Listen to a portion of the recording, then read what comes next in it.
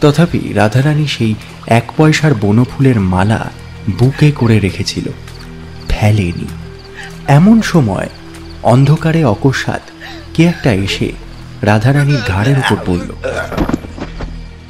রাধারানী এতক্ষণ উচ্চস্বরে ডেকে কাঁদেনি, এখন উচ্চস্বরে কাঁদল। যে ঘাড়ের ওপর এসে পড়েছিল সে বলল, কে গো, কে তুমি? কে কে কাঁদছোটা? কে কে কাঁদছ?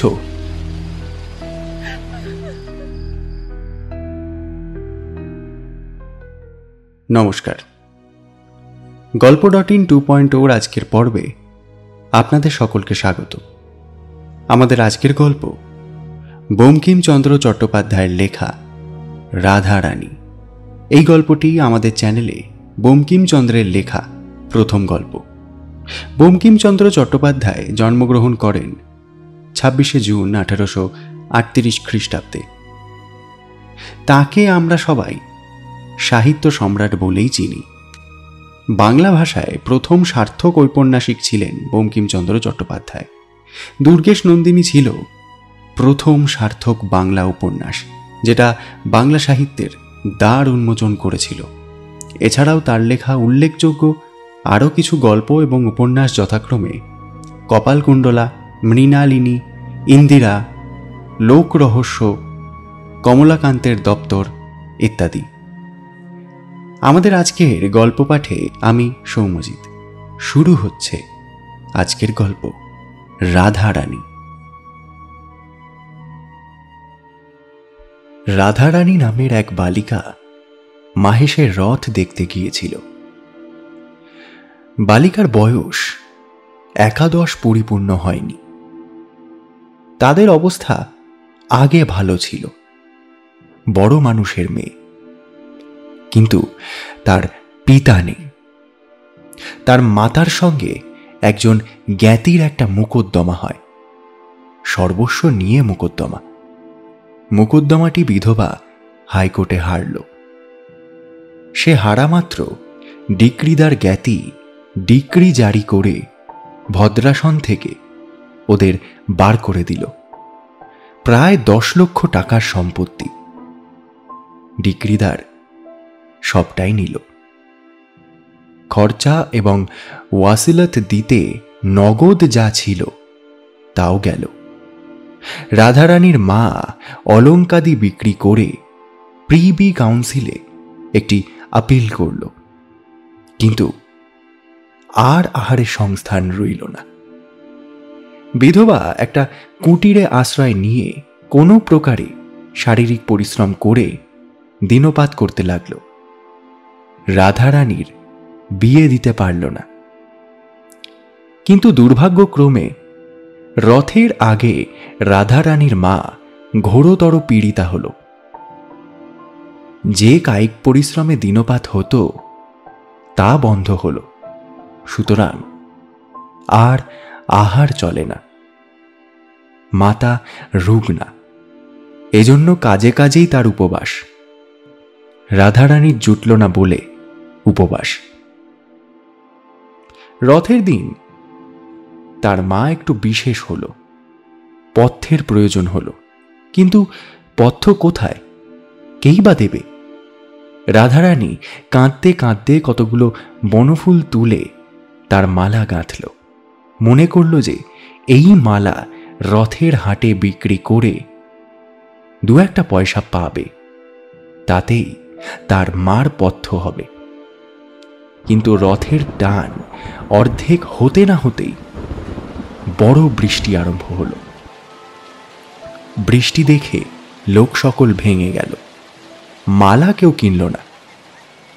রাধারানী মনে করল সে একটু না হয় ভিজল, বৃষ্টি থামলেই আবার লোক জমবে। কিন্তু বৃষ্টি থামল না, লোক আর জমল না। সন্ধ্যা হলো, রাত হলো, বড় অন্ধকার হলো। অগত্যা রাধারানী কাঁদতে কাঁদতে ফিরল। অন্ধকার পথ, কর্দমময়, পিচ্ছিল, কিছুই দেখা যায় না। তার উপর আবার মুষলধারে বৃষ্টি হচ্ছে। মায়ের অন্নাভাব মনে করে তদপেক্ষাও রাধারানীর চোখ জলে ভরে গেল। রাধারানী কাঁদতে কাঁদতে আছাড় খাচ্ছিল, কাঁদতে কাঁদতে উঠছিল, আবার কাঁদতে কাঁদতে আছাড় খাচ্ছিল। দুই গণ্ডবিলম্বী ঘন কৃষ্ণ অলকাবলী বয়ে, কবরী বয়ে বৃষ্টির জল পড়ে ভেসে যাচ্ছিল। তথাপি রাধারানী সেই 1 পয়সার বনফুলের মালা বুকে করে রেখেছিল, ফেলেনি। এমন সময় অন্ধকারে অকস্মাৎ কে একটা এসে রাধারানীর ঘাড়ের উপর পড়ল। রাধারানী এতক্ষণ উচ্চস্বরে ডেকে কাঁদেনি, এখন উচ্চস্বরে কাঁদল। যে ঘাড়ের ওপর এসে পড়েছিল সে বলল, কে গো, কে তুমি? কে কে কাঁদছোটা? কে কে কাঁদছ? পুরুষ মানুষের গলা, কিন্তু কণ্ঠস্বর শুনে রাধারানীর কান্না বন্ধ হল। রাধারানীর চেনা লোক নয়, কিন্তু বড় দয়ালু লোকের কথা। রাধারানীর ক্ষুদ্র বুদ্ধিটুকুতে এটা বুঝতে পারল। রাধারানী কান্না থামিয়ে জিজ্ঞাসা করল, আমি দুঃখী লোকের মেয়ে, আমার কেউ নেই, কেবল মা আছে। তুমি কোথায় গিয়েছিলে? আমি হ্রদ দেখতে গিয়েছিলাম। আমি বাড়ি যাব, কিন্তু অন্ধকারে বৃষ্টিতে পথ খুঁজে পাচ্ছি না। তোমার বাড়ি কোথায়? শ্রীরামপুর। ঠিক আছে, তুমি তুমি বরং আমার সঙ্গে এসো, আমিও শ্রীরামপুরেই যাব। চলো, কোন পাড়ায় তোমার বাড়ি তা আমাকে বলে দিও, আমি তোমাকে বাড়ি রেখে আসছি। বড় পিছল, তুমি আমার হাত ধরো, নইলে পড়ে যাবে। এইভাবে সেই ব্যক্তি রাধারানীকে নিয়ে চলল। অন্ধকারে সে রাধারানীর বয়স অনুমান করতে পারেনি, কিন্তু কথার স্বরে বুঝেছিল রাধারানী বড় বালিকা। এখন রাধারানী তার হাত ধরায় হস্তস্পর্শে জানল রাধারানী বড় বালিকা। তখন সে জিজ্ঞাসা করল, তোমার বয়স কত? 10-11 বছর। আচ্ছা, তোমার নাম কি? রাধারানী। হ্যাঁ, রাধারানী, তুমি ছেলে মানুষ, একলা হ্রদ দেখতে গিয়েছিলে কেন? তখন সে কথায় কথায় মিষ্ট মিষ্ট কথাগুলি বলে সেই 1 পয়সার বনফুলের মালার সকল কথাই বের করে নিল। শুনল যে মায়ের পথ্যের জন্য বালিকা এই মালা গেথে রথহাটে বেচতে গিয়েছিল। রথ দেখতে যায়নি, সে মালাও বিক্রি হয়নি, এখনো বালিকার হৃদয়ের মধ্যে লুকিয়ে আছে। তখন সে বলল, আচ্ছা, আমি 1 ছড়া মালা খুঁজছিলাম, আমাদের বাড়িতে ঠাকুর আছেন, তাকেই পরাবো। রথের হাট শীঘ্রই ভেঙে গেল, আমি তাই মালা কিনতে পারলাম না। আচ্ছা, তুমি মালা বেচো তো, তাহলে আমি কিনবো। রাধারানীর আনন্দ হলো, কিন্তু মনে মনে ভাবল, আমাকে যে এত যত্ন করে হাত ধরে এই অন্ধকারে বাড়িতে নিয়ে যাচ্ছে, তার কাছে দাম নিই কি করে? কিন্তু না নিলে যে আমার মা খেতে পাবে না, তাই নিয়েই নি। এই ভেবে রাধারানী মালা তাকে দিল। সেই ব্যক্তি বলল, এর দাম 4 পয়সা, এই নাও। এই বলে সে মূল্য দিল। রাধারানী বলল, এ কি পয়সা? এ যে বড় বড় লাগছে। ডবল পয়সা, দেখছো না, 2টো বই তো দিইনি। তা এ যে অন্ধকারে চকচক করছে, তুমি ভুলে টাকা দাওনি তো? না, নতুন কালের পয়সা, তাই চকচক করছে। আচ্ছা, কিন্তু ঘরে গিয়ে প্রদীপ জেলে যদি দেখি যে পয়সা নয়, তাহলে কিন্তু ফিরিয়ে দেব। তোমাকে সেখানে একটু দাঁড়াতে হবে। কিছু পরে তারা রাধারানীর মার কুটির দ্বারে এসে উপস্থিত হলো। সেখানে গিয়ে রাধারানী বলল, তুমি ঘরে এসে দাঁড়াও, আমরা আলো জেলে দেখি টাকা কি পয়সা। আমি বাইরে দাঁড়িয়ে আছি, তুমি আগে ভেজা কাপড় চোপড়গুলো ছেড়ে নাও, তারপর প্রদীপ জেলো।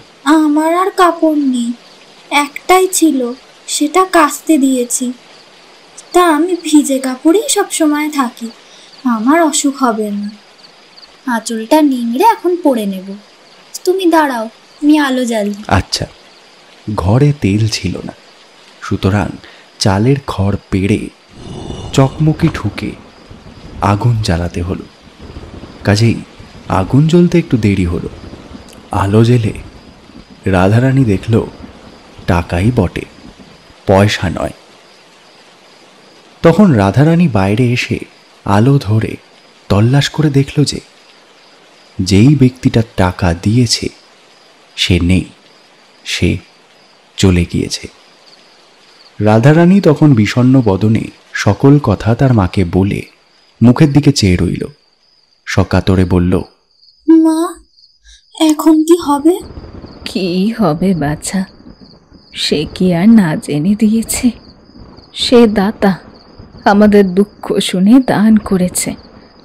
আমরা ভিখারি হয়েছি, দান গ্রহণ করে খরচ করি। তারা এরকমই কথাবার্তা বলছিল। এমন সময় কে এসে কুটিরের আগর ঠেলে বড় শোরগোল শুরু করলো। রাধারানী দরজা খুলে দিল। মনে করেছিল যে সেই তিনিই বুঝি আবার ফিরে এসেছেন। পোড়া কপাল! তিনি কেন, পোড়ামুখ, কাপুরে মিনসে। রাধারানীর মার কুটির বাজারের অনতি দূরে। তাদের কুটিরের কাছেই পদ্মলোচন সাহার কাপড়ের দোকান। পদ্মলোচন খুদ পোড়ামুখ কাপুরে মিনসে। একজোড়া নতুন কুঞ্জদার শান্তিপুরে কাপড় হাতে করে এনেছে।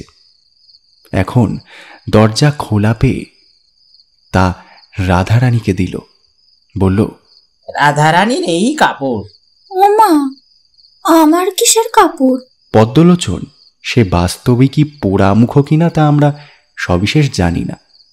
রাধারানীর কথা শুনে কিছুটা বিস্মিত হল। বলল, কেন?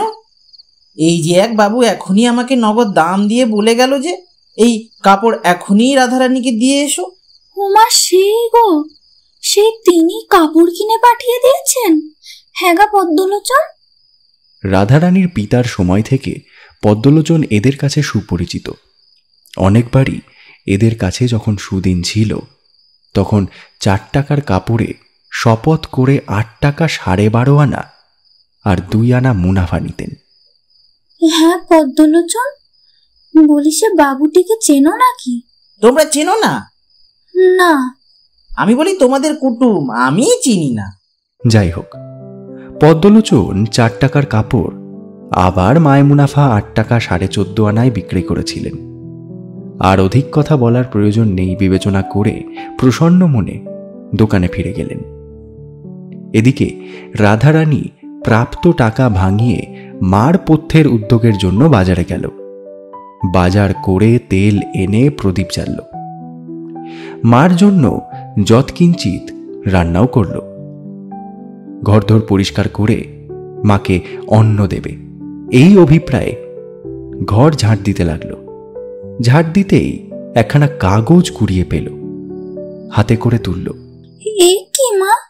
একখানা নোট। তবে তিনিই ফেলে গিয়েছেন? হ্যাঁ, তোমাকে দিয়ে গিয়েছেন। দেখো, তোমার নাম লেখা আছে।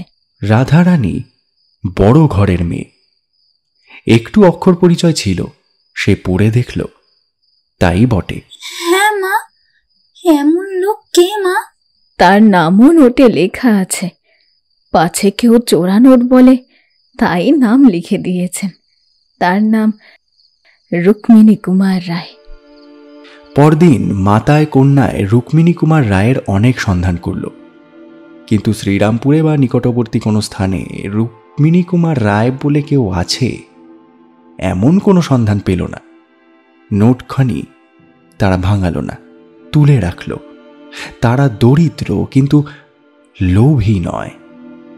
রাধারানীর মা পথ্য করলেন বটে, কিন্তু সে রোগ থেকে মুক্তি পাওয়া তার অদৃষ্টে ছিল না। তিনি অতিশয় ধনী ছিলেন, এখন তিনি দুঃখিনী হয়েছিলেন। এই শারীরিক এবং মানসিক দ্বিবিধ কষ্ট তার আর সহ্য হল না। রোগ ক্রমে বৃদ্ধি পেয়ে তার শেষকাল উপস্থিত হল। এমন সময় বিলেত থেকে সংবাদ আসলো যে প্রিভি কাউন্সিলের আপিল তার পক্ষে নিষ্পত্তি পেয়েছে, তিনি আপন সম্পত্তি পুনঃপ্রাপ্ত হবেন, ওয়াসিলতের টাকা ফেরত পাবেন এবং তিনি আদালতের খরচা পাবেন।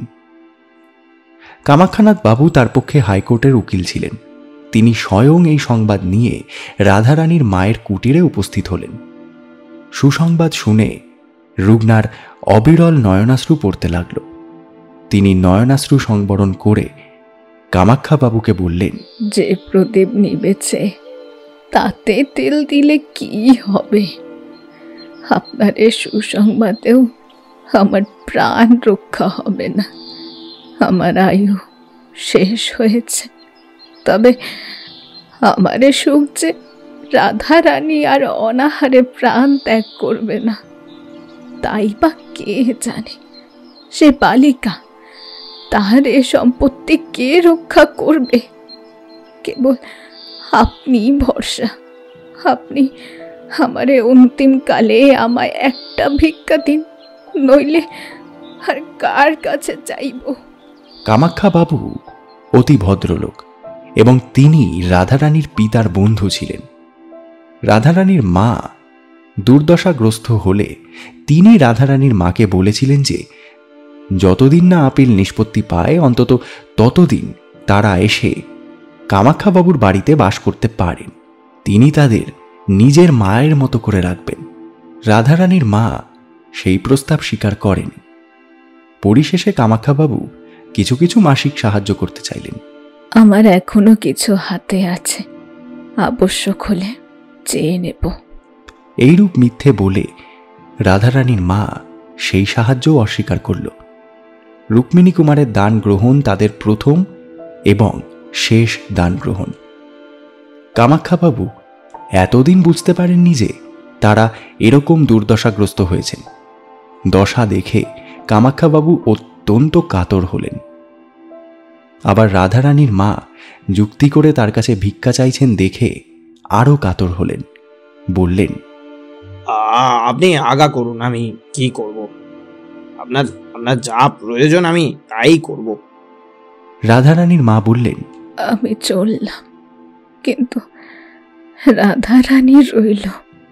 এখনই আদালত থেকে আমার শ্বশুরের উইল সিদ্ধ হয়েছে, অতএব রাধারানী একা সমস্ত সম্পত্তির অধিকারিণী হবে। আপনি তাকে দেখবেন, নিজের কন্যার মতো তাকে রক্ষা করবেন, এই আমার ভিক্ষে। আপনি এই কথা স্বীকার করলেই আমি শান্তিতে মরতে পারি। আমি আপনার কাছে শপথ করছি, আমি রাধারানীকে আপন কন্যার থেকেও বেশি যত্ন করব। আমি কায়মনোবাক্যে এই কথা বললাম, আপনি বিশ্বাস করুন। যিনি মুমূর্ষু তিনি কামাখ্যাবাবুর চোখের জল দেখে তার কথায় বিশ্বাস করলেন। তার সেই শীর্ণ শুষ্ক অধরে একটু আহ্লাদের হাসি দেখা দিল। হাসি দেখে কামাখ্যাবাবু বুঝলেন ইনি আর বাঁচবেন না। কামাখ্যাবাবু তাকে বিশেষ করে অনুরোধ করলেন তার বাড়ি যেতে, পরে ভদ্রাসন দখল হলে আবার ফিরে আসতে। রাধারানীর মার যে অহংকার সে দরিদ্রজনিত, এজন্য দরিদ্রাবস্থায় তার গৃহে যেতে চাননি। এখন আর দরিদ্র নেই, সুতরাং আর সে অহংকারও নেই। এক্ষুনি তিনি যেতে সম্মত হলেন। কামাখ্যাবাবু রাধারানী ও তার মাকে নিয়ে সযত্নে নিজের বাড়ি নিয়ে গেলেন। তিনি রীতিমতো পীড়িতার চিকিৎসা করালেন, কিন্তু তার জীবন রক্ষা হল না। অল্প দিনেই তার মৃত্যু হল।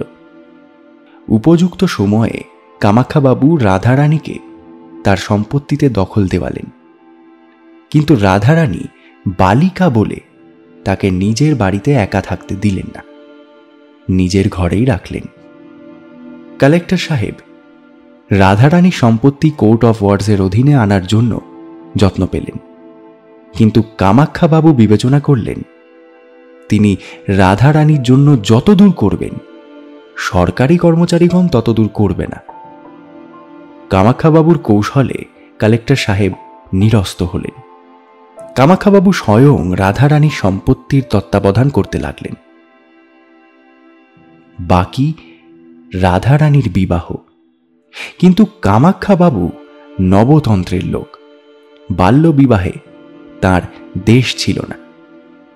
তিনি বিবেচনা করলেন যে রাধারানীর বিবাহ তাড়াতাড়ি না দিলে জাতি গেল মনে করে এরকম তার কেউ নেই। অতএব যবে রাধারানী নিজে বিবেচনা করে বিবাহে ইচ্ছুক হবে তবেই তার বিবাহ দেওয়া যাবে। এখন বরং সে লেখাপড়া শিখুক, এই ভেবে কামাখ্যাবাবু রাধারানীর বিবাহের কোনো উদ্যোগ না করে তাকে ভালো করে সুশিক্ষিত করালেন। 5 বছর গেল। রাধারানী পরম সুন্দরী ষোড়শ বর্ষীয়া কুমারী, কিন্তু সে অন্তপুর মধ্যে বাস করে। তার সে রূপরাশি কেউ দেখতে পায় না। এখনই রাধারানীর সম্বন্ধ করবার সময় উপস্থিত হল। কামাখ্যাবাবুর ইচ্ছে রাধারানীর মনের কথা বুঝে তার সম্বন্ধ করেন। তত্ত্ব জানবার জন্য নিজের কন্যা বসন্ত কুমারীকে ডাকলেন। বসন্তের সঙ্গে রাধারানীর সখিত্ব, উভয়ে সমবয়স্কা এবং উভয়ের অত্যন্ত প্রণয়। কামাখ্যাবাবু বসন্তকে নিজের মনের কথা বুঝিয়ে বললেন। বসন্ত সলজ্জভাবে অথচ হাসতে হাসতে পিতাকে জিজ্ঞাসা করল, রুক্মিণী কুমার রায় কেউ আছে? কামাখ্যাবাবু বিস্মিত হয়ে বললেন, না, তা তো জানি না। কেন? রাধারানী রুক্মিণী কুমার ছাড়া আর কাউকে বিয়ে করবে না। সে কি, রাধারানীর সঙ্গে অন্য ব্যক্তির পরিচয় কিভাবে হলো? বসন্ত অবনত মুখে অল্প হাসল। সে রথের রাত্রি বিবরণ সবিস্তারে রাধারানীর কাছে শুনেছিল। পিতার সাক্ষাতে সকল বিবৃত করল। শুনে কামাখ্যাবাবু রুক্মিণী কুমারের প্রশংসা করে বললেন, রাধারানীকে বুঝিয়ে বল, রাধারানী একটি মহাভ্রমে পড়েছে। বিবাহ কৃতজ্ঞতা অনুসারে কর্তব্য নয়। রুক্মিণী কুমারের কাছে রাধারানীর কৃতজ্ঞ হওয়া উচিত। যদি সময় ঘটে তবে অবশ্য প্রত্যুপকার করতে হবে, কিন্তু বিবাহে কুমারের কোনো দাবি দাওয়া নেই। তাতে আবার সে কি জাতি, কত বয়স তা কেউ জানে না। তার পরিবার সন্তানাদি থাকবারই বা সম্ভাবনা। রুক্মিণী কুমারের বিবাহ করারই বা সম্ভাবনা কি? সম্ভাবনা কিছুই নেই, এটা রাধারানী ভালো করেই বোঝে। কিন্তু সেই রাত পর্যন্ত রুক্মিণী কুমারের একটা মানসিক মূর্তি গড়ে সে নিজের মনে বসিয়ে দিয়েছে। যেমন মানুষ দেবতার মূর্তি পূজা করে, ঠিক তেমনই রাধারানী প্রতিদিন মনের মধ্যে সেই মূর্তি পূজা করে। এই 5 বছরে রাধারানী আমাদের বাড়ি এসেছে। এই 5 বছরে এমন একটা দিনও যায়নি যেদিন রাধারানী রুক্মিণী কুমারের কথা আমার সামনে একবারও বলেনি। আর কেউ যদি রাধারানীকে বিয়ে করে তার স্বামী সুখী হবে না। কামাখ্যাবাবু মনে মনে বললেন, বাতিক, একটু চিকিৎসা আবশ্যক, কিন্তু প্রথম চিকিৎসা বোধ হয় রুক্মিণী কুমারের সন্ধান করা। কামাখ্যাবাবু রুক্মিণী কুমারের সন্ধানে প্রবৃত্ত হলেন। স্বয়ং কলকাতায় তার অনুসন্ধান করতে লাগলেন। বন্ধুবর্গকেও সেই সন্ধানে নিযুক্ত করলেন। দেশে দেশে নিজের মক্কেলগণকে পত্র লিখলেন। প্রতি সংবাদপত্রে বিজ্ঞাপন দিলেন। সে বিজ্ঞাপন এরকম: বাবু রুক্মিণী কুমার রায় নিম্ন স্বাক্ষরকারী ব্যক্তির সঙ্গে সাক্ষাৎ করবেন। বিশেষ প্রয়োজন আছে। এতে রুক্মিণী বাবুর সন্তোষের ব্যতীত অসন্তোষের কারণ উপস্থিত হবে না, শ্রী ইত্যাদি। কিন্তু কিছুতেই রুক্মিণী কুমারের কোনো সন্ধান পাওয়া গেল না। দিন গেল, মাস গেল, বছর গেল, কিন্তু কই রুক্মিণী কুমার তো এলো না। এরপর রাধারানীর আর একটা ঘোরতর বিপদ উপস্থিত হল। কামাখ্যাবাবুর লোকান্তর গতি হল। রাধারানী এতে অত্যন্ত শোকাতর হলেন। দ্বিতীয়বার পিতৃহীনা হলেন মনে করলেন। রাধারানী নিজের বাড়িতে গিয়ে বাস করতে লাগলেন এবং নিজ সম্পত্তির তত্ত্বাবধান স্বয়ং করতে লাগলেন। কামাখ্যাবাবুর বিচক্ষণতা হেতু রাধারানীর সম্পত্তি বিস্তর বেড়েছিল। বিষয় হাতে নিয়ে রাধারানী প্রথমেই 2 লক্ষ মুদ্রা গভর্নমেন্টে প্রেরণ করলেন। তৎসঙ্গে এই প্রার্থনা করলেন যে এই অর্থে তার নিজ গ্রামে একটা অনাথ নিবাস স্থাপিত হোক এবং তার নাম হোক রুক্মিণী কুমারের প্রাসাদ। গভর্নমেন্টের কর্মচারীগণ প্রস্তাবিত নাম শুনে কিছুটা বিস্মিত হলেন, কিন্তু তাতে আর কেই বা কথা বলবে। অনাথ নিবাস সংস্থাপিত হল। রাধারানীর মা দরিদ্রাবস্থায় নিজের গ্রাম ত্যাগ করে শ্রীরামপুরে কুটির নির্মাণ করেছিলেন, কারণ যে গ্রামে যে ধনী ছিল সে হঠাৎ দরিদ্র হলে সেই গ্রামে তার বাস করা কষ্টকর হয়। তাদের নিজ গ্রাম শ্রীরামপুর থেকে কিঞ্চিত দূর। আমরা যে গ্রামকে রাজপুর বলবো।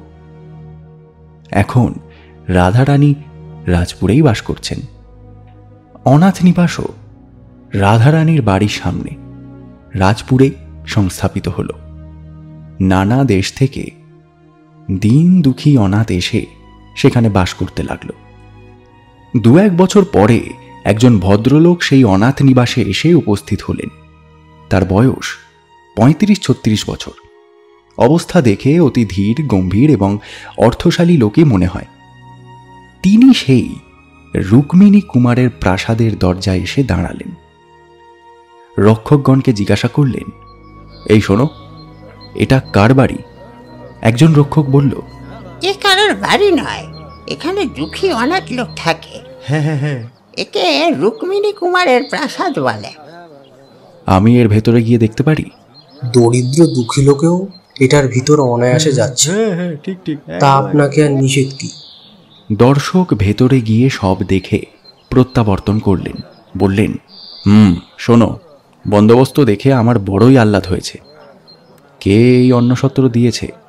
রুক্মিণী কুমার কি তারই নাম? একজন স্ত্রীলোক এই অন্নসত্র দিয়েছেন। তবে এটাকে রুক্মিণী কুমারের প্রাসাদ বলে কেন? তা আমরা কেউ জানি না। তা রুক্মিণী কুমার কার নাম? কারও নয়। যিনি অন্নসত্র দিয়েছেন তার নিবাস কোথায়? রক্ষকেরা সম্মুখে অতি বৃহৎ অট্টালিকা দেখিয়ে দিল।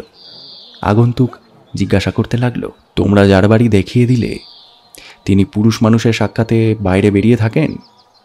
রাগ করো না, এখন অনেক বড় মানুষের মেয়েই মেম লোকের মতো বাইরে বের হয়ে থাকে, এই জন্যই জিজ্ঞাসা করছি। উনি সেরূপ চরিত্রের নন, পুরুষের সম্মুখে তিনি বাহির হন না। প্রশ্নকর্তা ধীরে ধীরে রাধারানীর অট্টালিকার অভিমুখে গিয়ে তার ভেতর প্রবেশ করলেন। যিনি এসেছিলেন তার পরিচ্ছদ সচরাচর বাঙালি ভদ্রলোকেরই মতো। বিশেষ পরিপাট্য অথবা পরিপাট্যের বিশেষ অভাবও কিছুই ছিল না, কিন্তু তার আঙুলে একটা হীরের আংটি ছিল। তা দেখে রাধারানীর কর্মকারগণ অবাক হয়ে তৎপ্রতি চেয়ে রইল। এত বড় হীরে তারা কখনো আংটিতে দেখেনি। তার সঙ্গে কোনো লোকও ছিল না, এজন্যে তারা জিজ্ঞাসা করতে পারলও না যে কে উনি। মনে করল বাবু স্বয়ং পরিচয় দেবেন, কিন্তু বাবু কোনো পরিচয় দিলেন না। তিনি রাধারানীর দেওয়ানজির সঙ্গে সাক্ষাৎ করে তার হাতে একখানা পত্র দিলেন। বললেন, এই পত্র আপনার মনিবের কাছে পাঠিয়ে দিয়ে আমাকে উত্তর এনে দিন। দেওয়ানজি বললেন, আমার মনিব স্ত্রীলোক, আবার অল্প বয়স্কা, এই জন্য তিনি নিয়ম করেছেন যে কোনো অপরিচিত লোকে এই পত্র আনলে আমরা তা না পড়ে তার কাছে পাঠাবো না। আপনি পড়ুন। দেওয়ানজি পত্র পড়লেন। প্রিয় ভগিনী, এই ব্যক্তি পুরুষ হলেও তুমি তার সঙ্গে গোপনে দেখা করতে পারো, ভয় পেও না। যেমন যেমন ঘটে আমাকে লিখে জানিও। শ্রীমতী বসন্ত কুমারী। কামাখ্যাবাবুর কন্যার স্বাক্ষর দেখে কেউ আর কিছু বলল না। পত্র অন্তঃপুরে গেল। অন্তঃপুর থেকে পরিচারিকা পত্রবাহক বাবুকে নিতে এলো। আর কেউ সঙ্গে যেতে পেল না, হুকুম নেই। পরিচারিকা বাবুকে নিয়ে এক সুসজ্জিত ঘরে বসালেন। রাধারানীর অন্তঃপুরে এই প্রথম পুরুষ মানুষ প্রবেশ করল। দেখে একজন পরিচারিকা রাধারানীকে ডাকতে গেল, আর একজন অন্তরালে থেকে আগন্তুককে নিরীক্ষণ করতে লাগল। দেখল যে তার বর্ণটুকু গৌর, স্ফুটিত মল্লিকা রাশির মতো গৌর। তার শরীর দীর্ঘ, ঈষৎ স্থূল, কাপড় দীর্ঘ, অতি সূক্ষ্ম পরিষ্কার ঘনকৃষ্ণ সুরঞ্জিত কেশজালে মণ্ডিত, চক্ষু বৃহৎ, কটাক্ষ স্থির, নাসিকা দীর্ঘ এবং উন্নত, ওষ্ঠাধর রক্তবর্ণ, ক্ষুদ্র এবং কোমল, গ্রীবা দীর্ঘ অথচ মাংসল, অন্যান্য অঙ্গ বস্ত্রে আচ্ছাদিত, কেবল আঙুলগুলি দেখা যাচ্ছে, সেগুলি শুভ্র সুগঠিত এবং একটি বৃহতাকার হীরকে রঞ্জিত। রাধারানী সেই স্থানে এসে পরিচারিকাকে বিদায় দিলেন। রাধারানীর আসা মাত্রই দর্শকের বোধ হল যে সেই ঘরের মধ্যে এক অভিনব সূর্যোদয় হল।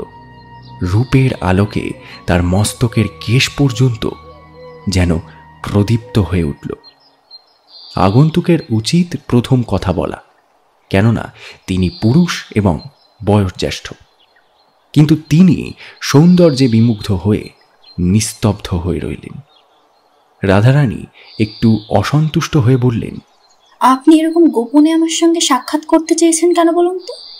আমি স্ত্রীলোক, কেবল বসন্তের অনুরোধেই আমি এতে রাজি হয়েছি। আমি আপনার সঙ্গে এরকম সাক্ষাতের অভিলাষী হয়েছি ঠিক তা নয়। রাধারানী অপ্রতিভ হল, বললেন, তা নয় বটে, তবে বসন্ত কি জন্য এরকম অনুরোধ করেছেন তার চিঠিতে তো কিছুই লেখেনি। বোধহয় আপনি জানেন। আগন্তুক একখানা অতি পুরনো সংবাদপত্র বার করে তা রাধারানীকে দেখালেন। রাধারানী পড়লেন, কামাখ্যা বাবুর স্বাক্ষরিত রুক্মিণী কুমার সম্বন্ধে সেই বিজ্ঞাপন। রাধারানী দাঁড়িয়েছিলেন, দাঁড়িয়ে দাঁড়িয়েই নারকেল পত্রের ন্যায় কাঁপতে লাগলেন। আগন্তুকের দেবতুল্য গঠন দেখে মনে ভাবলেন, ইনি তার সেই রুক্মিণী কুমার।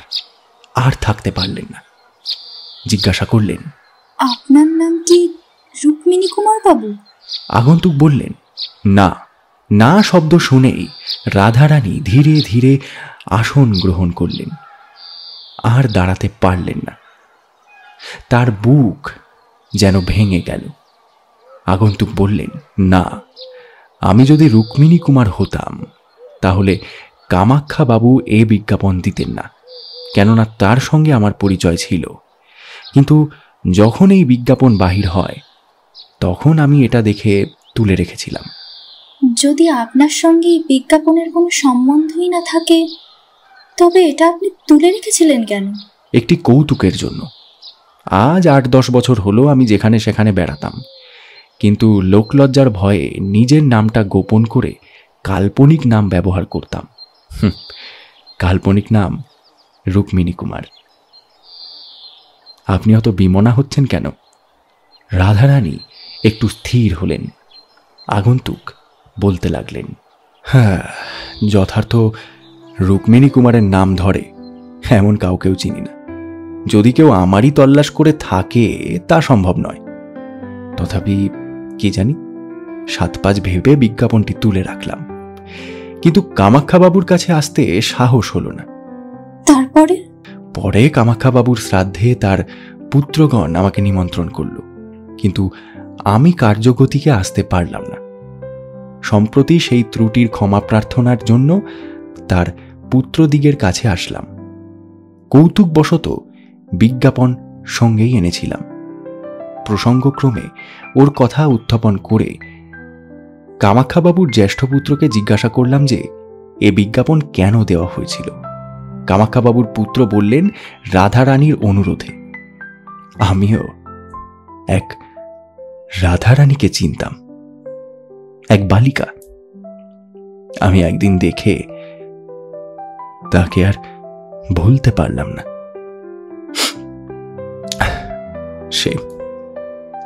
সে নিজের মায়ের পথ্যের জন্য নিজে অনাহারে থেকে বনফুলের মালা গেঁথে সেই অন্ধকার বৃষ্টিতে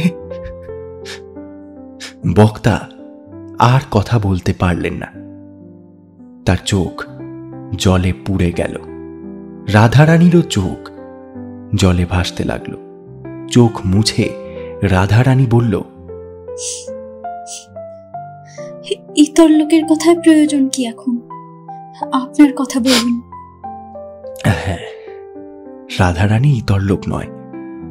যদি সংসারে কেউ দেবকন্যা থাকে তবে সেই রাধারানী।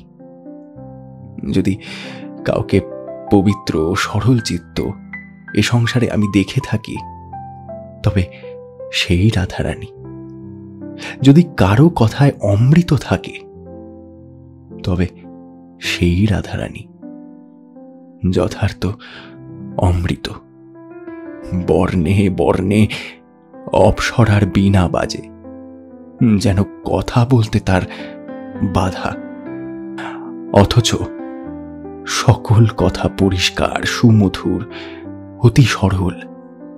আমি এমন কণ্ঠ কখনো শুনিনি, এমন কথা কখনো শুনিনি। এখন থেকে আমরা এনাকে রুক্মিণী কুমার বলেই ডাকব। তিনি মনে মনে বললেন, আবার আজ বুঝি তেমনই কথা শুনছি।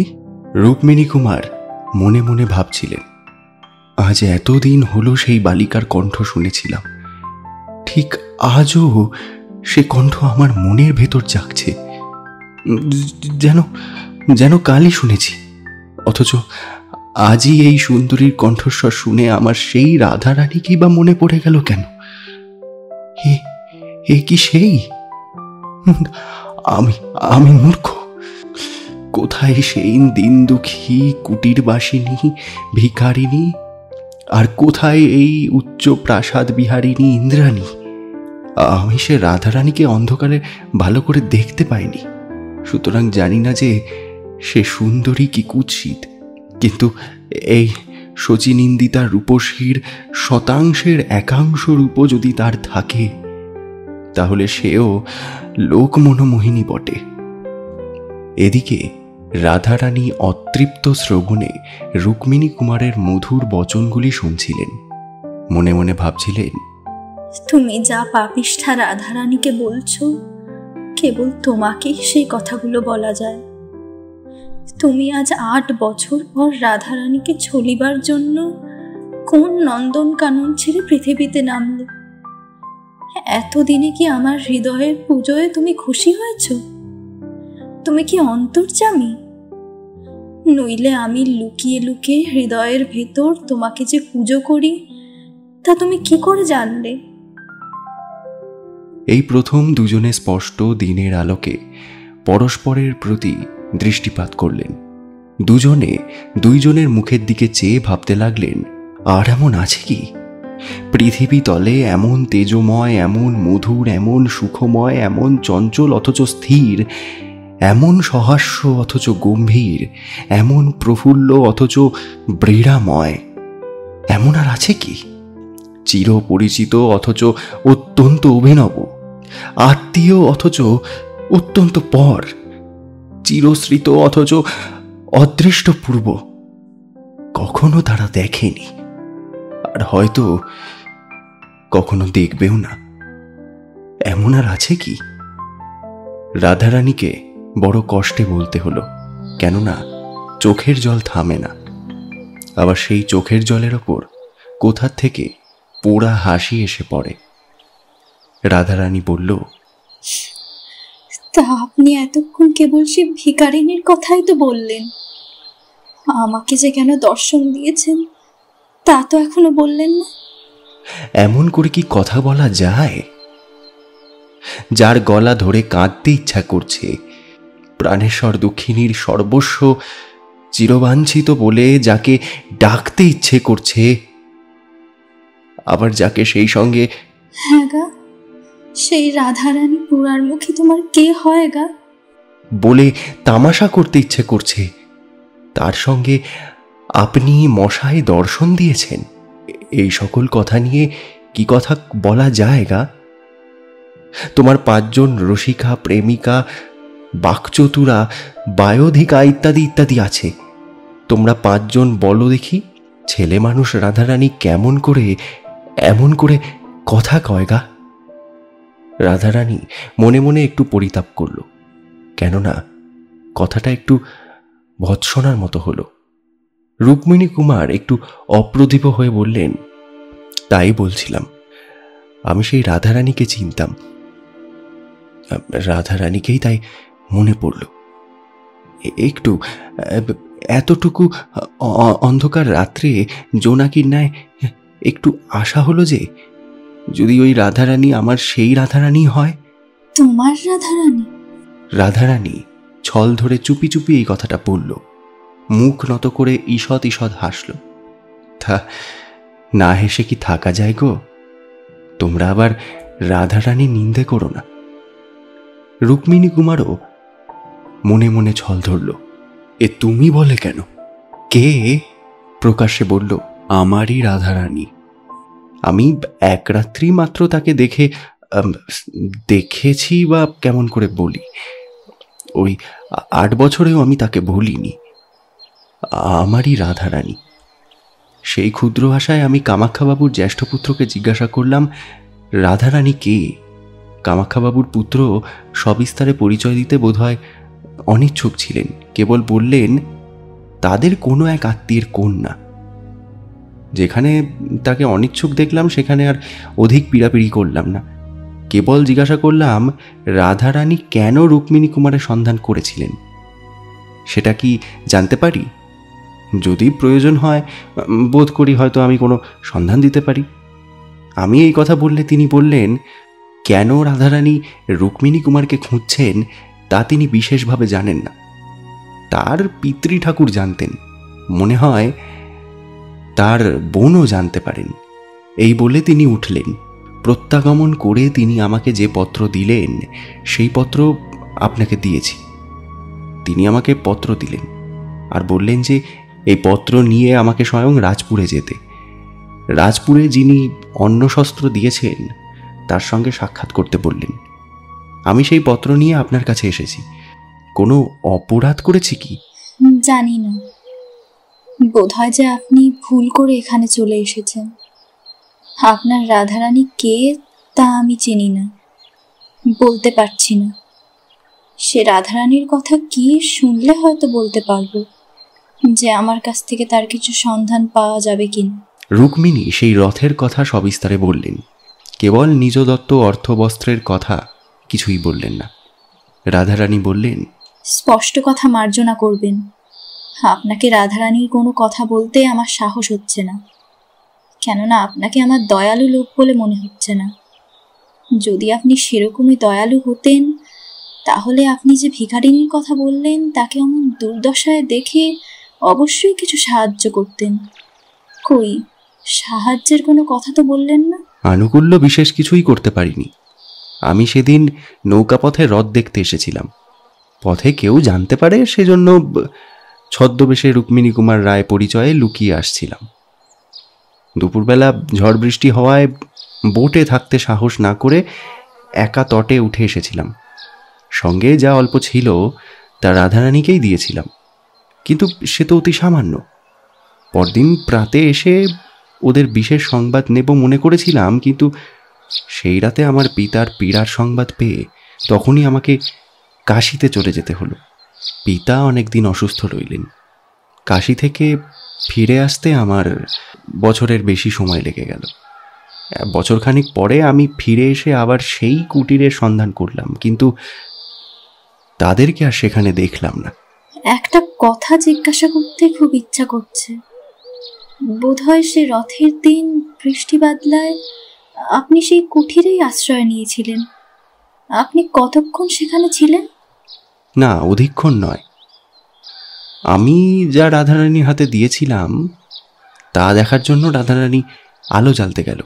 আমি সেই অবসরে তার বস্ত্র কিনতে চলে আসলাম। আর কি দিয়ে এসেছিলেন? আর কি দেব? একখানি ক্ষুদ্র নোট ছিল, তা কুটিরে রেখে আসলাম। নোটখানা ওরকম ভাবে দিয়ে আসা আপনার উচিত হয়নি। তারা তো এও মনে করতে পারত যে আপনি নোটখানা হারিয়ে ফেলে গেছেন। না, আমি পেন্সিলে লিখে দিয়েছিলাম রাধারানীর জন্য। তাতে নাম স্বাক্ষর করেছিলাম রুক্মিণী কুমার রায়। যদি সেই রুক্মিণী কুমারকেই সেই রাধারানী অন্বেষণ করে থাকে, সেই ভরসায় বিজ্ঞাপনটি আমি তুলে রেখেছিলাম। তাই বলেছিলাম, আপনাকে দয়ালু বলে মনে হয় না। যে রাধারানী আপনার শ্রীচরণ দর্শনের জন্য। ছি ছি রাধারানী, ফুলের কুড়ির ভেতর যেমন বৃষ্টির জল ভরা থাকে, ফুলটি নিচু করলেই ঝরঝর করে পড়ে যায়। রাধারানী মুখ নত করে এটুকু বলতেই তার চোখের জল ঝরঝর করে পড়তে লাগল। অমনি যেদিকে রুক্মিণী কুমার ছিলেন, সেই দিকের মাথার কাপড়টা বেশি করে টেনে দিয়ে সে ঘর থেকে রাধারানী বেরিয়ে গেল। রুক্মিণী কুমার বোধহয় চোখের জলটুকু দেখতে পাননি, কিংবা পেয়ে থাকবেন, বলা যায় না। বাইরে এসে মুখে চোখে জল দিয়ে অশ্রু চিহ্ন বিলুপ্ত করে রাধারানী ভাবতে লাগলো। ভাবল, ইনি তো রুক্মিণী কুমার, আমিও সেই রাধারানী। দুজনেই দুজনের জন্য মন তুলে রেখেছি, কিন্তু এখন উপায়। আমি যে রাধারানী তা ওনাকে বিশ্বাস করাতেই পারি, কিন্তু তারপর উনি কি জাতি তা কে জানে। জাতিটা এখনো জানতে পারা যায়, কিন্তু কিন্তু উনি যদি আমার জাতি না হন, তবে ধর্মবন্ধন ঘটবে না, চিরন্তনের যে বন্ধন তাও ঘটবে না, প্রাণের বন্ধনও ঘটবে না। তবে আর ওর সঙ্গে কথায় কাজ কি? না হয় এই জন্মটা রুক্মিণী কুমার নাম জপ করেই কাটাবো। এতদিন সেই জপ করে কাটিয়েছি, জোয়ারের প্রথম বেগটা কাটিয়েই গিয়েছে, বাকি কালটা কি কাটবে না? এই ভাবতে ভাবতে রাধারানীর আবার নাকের পাঁটা কেঁপে উঠল, ঠোঁট দুখানা ফুলে উঠল, আবার চোখ দিয়ে জল পড়তে লাগলো। আবার সে জল দিয়ে মুখ চোখ ধুয়ে তোয়ালে দিয়ে মুছে ঠিক হয়ে আসলো।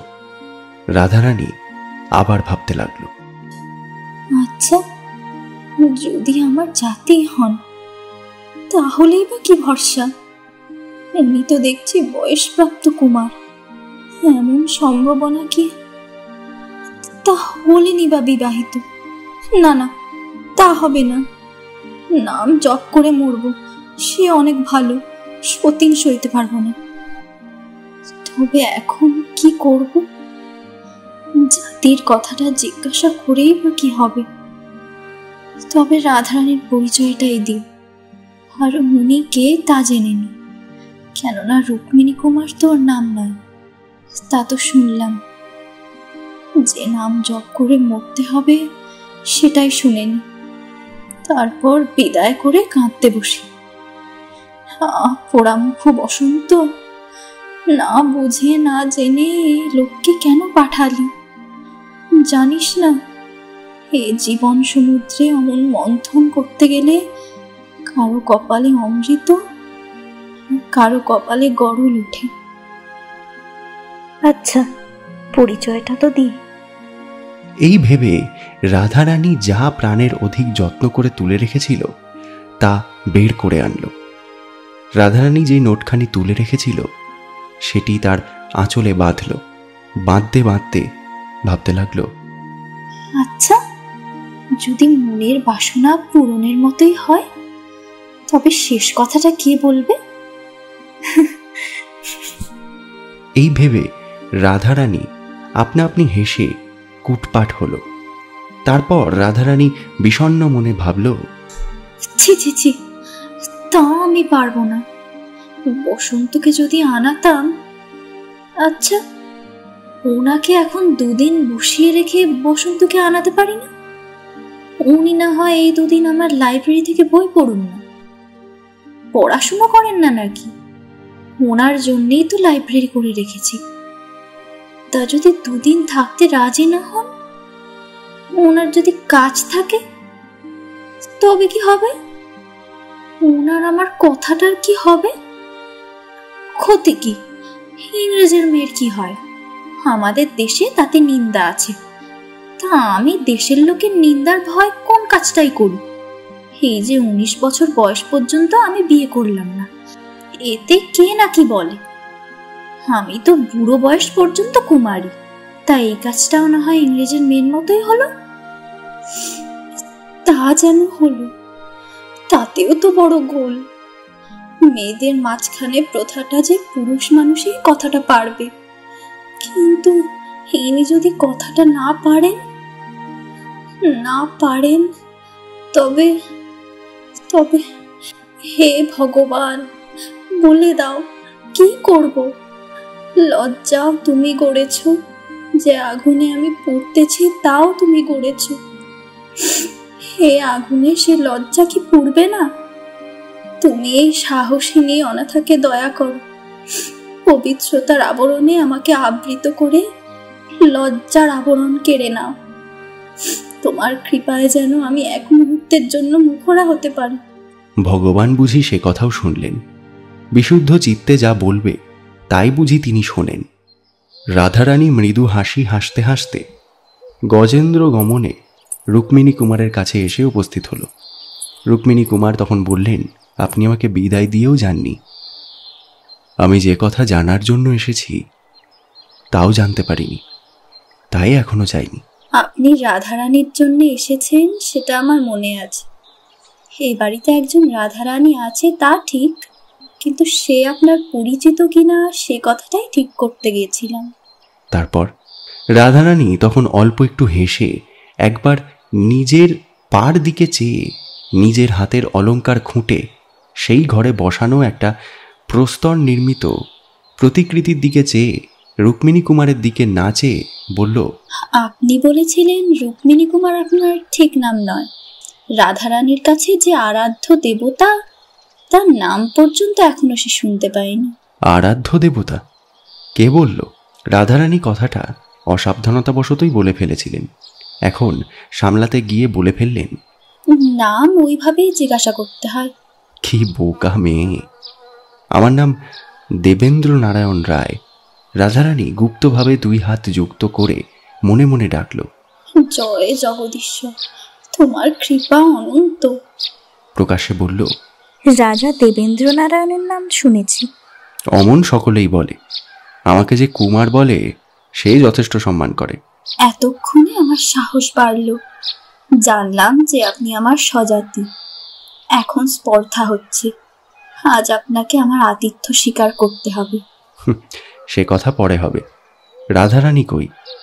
ভোজনের পর সে কথা বলবো।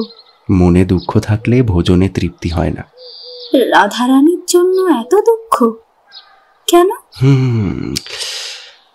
তা জানি না, বড় দুঃখ, 8 বছরের দুঃখ, এটুকুই জানি। হঠাৎ রাধারানীর পরিচয় দিতে আমার কিছু সংকোচ হচ্ছে। আপনি রাধারানীকে পেলে কি করবেন? কি আর করব, একবার দেখব মাত্র। একবার দেখার জন্য এই 8 বছর এত কাতর? রকম রকমের মানুষ থাকে। আচ্ছা, আমি খাওয়ার পর আপনাকে আপনার রাধারানী দেখাবো। ওই যে বড় আয়নাটা দেখছেন, ওর ভেতরে দেখাবো। চাক্ষুষ দেখতে পাবেন না। চাক্ষুষ সাক্ষাতেই বা কি আপত্তি? আমি যে 8 বছর কাতর। ভেতরে ভেতরে দুজনা দুজনকে বোঝাচ্ছিলেন কি জানি না, কিন্তু কথাবার্তা এরকমই হতে লাগলো। রাধারানী বলতে লাগলো, সে কথাটা তত বিশ্বাস হয় না। আপনি 8 বছর আগে তাকে দেখেছিলেন, তখন তার কত বয়স হবে? 11 হবে। 11 বছরের বালিকার উপর এত অনুরাগ? কেন, হয় নাকি? কখনো শুনিনি। তবে মনে করুন কৌতূহল। সে আবার কি? শুধুই দেখবার ইচ্ছে। তা দেখাবো, কিন্তু ওই বড় আয়নার ভিতর। আপনি বাইরে থাকবেন। কেন, সম্মুখ সাক্ষাতে আপত্তি কি? সে কুলের কুলবতী। আপনিও তো তাই। আমার কিছু বিষয় আছে, আমি তার তত্ত্বাবধান করি, সুতরাং সকলের সামনেই আমাকে বেরোতে হয়। আর তাছাড়া আমি কারোর অধীন নই, কিন্তু সে তো তার স্বামীর অধীন। স্বামীর অনুমতি ছাড়া। স্বামী? হ্যাঁ, আশ্চর্য হলেন যে? বিবাহিতা? হিন্দুর মেয়ে, 19 বছর বয়স, বিবাহিতা নয়? দেবেন্দ্র নারায়ণ অনেকক্ষণ মাথায় হাত দিয়ে রইলেন। রাধারানী বললেন, কেন, আপনি কি তাকে বিয়ে করতে চেয়েছিলেন নাকি? মানুষ কিনা ইচ্ছে করে? তা এরকম ইচ্ছা রানীজি জানতে পেরেছেন নাকি? রানীজি কেউ এর ভেতর নেই। রাধারানী সাক্ষাতের অনেক পূর্বেই আমার পত্নী বিয়োগ হয়েছে। রাধারানী আবার যুক্ত করে ডাকল, জয় জগদীশ্বর, আর কিছুক্ষণ যেন আমার এরকম সাহস থাকে। প্রকাশ্যে বলল, তা শুনলেন তো, রাধারানী পরশ্রী। এখনো কি তাকে দেখার ইচ্ছা রাখেন? করি বই কি। সে কথাটা কি আপনার যোগ্য? রাধারানী আমার সন্ধান করেছিল কেন তা এখনো আমার জানা হয়নি। আপনি রাধারানীকে যা দিয়েছিলেন তাই শোধ করবে বলে। আপনি শোধ নেবেন তো? যা দিয়েছি তা পেলে নিতে পারি। কি কি দিয়েছেন? একখানা নোট। রাধারানী আঁচল থেকে সেই নোটখানি খুলে দেবেন্দ্র নারায়ণের হাতে দিলেন। দেবেন্দ্র নারায়ণ দেখলেন তার হাতে লেখা রাধারানীর নাম সে নোটটাতে আছে। দেখে বললেন, এই নোট কি রাধারানীর স্বামী কখনো দেখেছেন? রাধারানী কুমারী, স্বামীর কথাটা আপনাকে মিথ্যে বলেছিলাম। তা সব তো শোধ হলো না। আর কি বাকি? 2 টাকা আর কাপড়। সব ঋণ যদি এখনই শোধ হয় তবে আপনি না খেয়েই চলে যাবেন। পাওনা বুঝে গেলে কোন মহাজন বসে? বাকি ঋণটা খাওয়ার পর রাধারানী পরিশোধ করবে। আমার যে এখনো অনেক পাওনা বাকি। আবার কি? রাধারানীকে মন প্রাণ দিয়েছি, তা তো পাইনি। সে তো অনেকদিন আগেই পেয়েছেন। রাধারানীর মন প্রাণ আপনি অনেকদিন আগেই নিয়েছেন, তাই সেই ঋণটা শোধ হয়ে গেছে। সুদ কি কিছু পাই না? পাবেন বই কি। কি পাবো? শুভ লগ্নে সুতহিবুক যোগে এই অধম নারী দেহ আপনাকে দিয়ে রাধারানী এই ঋণ থেকে মুক্ত হবে। এই বলে রাধারানী ঘর থেকে বেরিয়ে গেল। রাধারানীর আজ্ঞা পেয়ে দেওয়ানজি এসে রাজা দেবেন্দ্র নারায়ণকে বহির বাড়িতে নিয়ে গিয়ে যথেষ্ট সমাদর করলেন। যথাবিহিত সময়ে রাজা দেবেন্দ্র নারায়ণ ভোজন করলেন। রাধারানী স্বয়ং উপস্থিত থেকে তাকে ভোজন করালেন। ভোজনান্তে রাধারানী বললেন, আপনার নগদ 2 টাকা ও কাপড় এখনো বাকি। কাপড় পরে ছিঁড়ে ফেলেছি, আর টাকাও খরচ হয়ে গেছে, তাই ফেরত দেওয়ার আর জো নেই। তার বদলে যা রেখেছি আপনার জন্য তাই গ্রহণ করুন। এই বলে রাধারানী বহুমূল্য হীরক হার বার করে দেবেন্দ্রের গলায় পরিয়ে দিতে গেলেন। দেবেন্দ্র নারায়ণ নিষেধ করে বললেন, যদি যদি ওইভাবেই দেনা পরিশোধ করবে তবে তোমার গলায় যে ছড়া আছে তাই নেব। রাধারানী হাসতে হাসতে নিজের গলার হার খুলে দেবেন্দ্র নারায়ণের গলায় পরালেন। তখন দেবেন্দ্র নারায়ণ বললেন, সব শোধ হলো, কিন্তু আমি একটু ঋণী রইলাম। কিসে? সেই 2 পয়সার ফুলের মালার মূল্য তো ফেরত পেলাম, তবে এখন মালা ফেরত দিতে আমি বাধ্য। রাধারানী হাসল। দেবেন্দ্র নারায়ণ ইচ্ছাপূর্বক মুক্তাহার পরে এসেছিলেন, তা রাধারানীর কণ্ঠে পরিয়ে দিয়ে বললেন, এই ফেরত দিলাম। এমন সময় পোঁ করে শাঁখ বাজল। তারপর দুজনে বিরলে বসে মনের কথা হলো। রাধারানী দেবেন্দ্র নারায়ণের বিস্ময় দূর করার জন্য সেই রথের দিন সাক্ষাতের পর যা যা ঘটেছিল, তার পিতামহের বিষয় সম্পত্তির কথা, পিতামহের উইল নিয়ে মোকদ্দমার কথা, তজ্জন্য রাধারানীর মার দৈনের কথা, মার মৃত্যুর কথা, কামাখ্যাবাবুর আশ্রয়ের কথা, প্রিভি কাউন্সিলের ডিক্রির কথা, কামাখ্যাবাবুর মৃত্যুর কথা সব বলল। বসন্তর কথা বলল, নিজের বিজ্ঞাপনের কথা বলল। কাঁদতে কাঁদতে, হাসতে হাসতে, বৃষ্টি বিদ্যুতে চাকতি চিরসঞ্চিত প্রণয় সম্ভাষণ পিপাসা পরিতৃপ্ত করল। বৃষ্টির জলধারা পেয়ে পর্বতের চূড়া যেমন শীতল হয়, দেবেন্দ্র নারায়ণও তেমনই শীতল হলেন। তিনি রাধারানীকে জিজ্ঞাসা করলেন, তোমার তো কেউই নেই, কিন্তু এবারই বড় জনাকীর্ণ দেখছি। দুঃখের দিনে আমার কেউ ছিল না, এখন আমার অনেক আত্মীয় কুটুম্ব জুটেছে। আমি এই অল্প বয়সে একা থাকতে পারি না, এই জন্যে যত্ন করে তাদেরকে এখানেই জায়গা করে দিয়েছি। তাদের মধ্যে এমন সম্বন্ধ বিশিষ্ট কেউ আছে যে তোমাকে এই দিন দরিদ্রকে দান করতে পারে? তাও আছে। তবে তিনি কেন এই শুভলগ্নযুক্ত সুতহি বুক যোগটা খুঁজুন না? বোধ করি এতক্ষণে সে কাজটা হয়ে গেছে।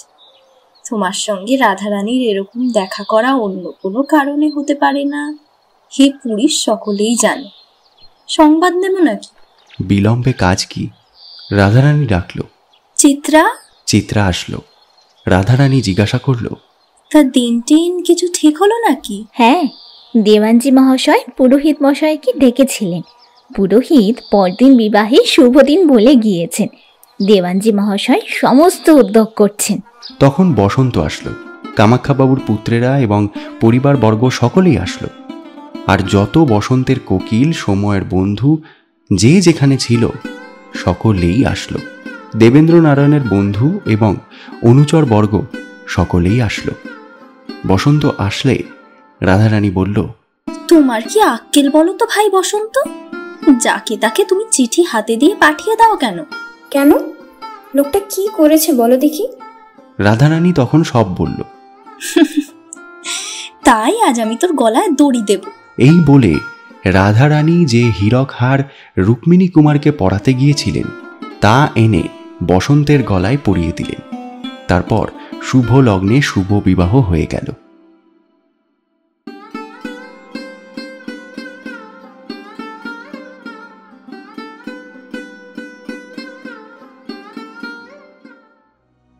শেষ হলো আমাদের আজকের গল্প, বঙ্কিমচন্দ্র চট্টোপাধ্যায়ের লেখা রাধারানী।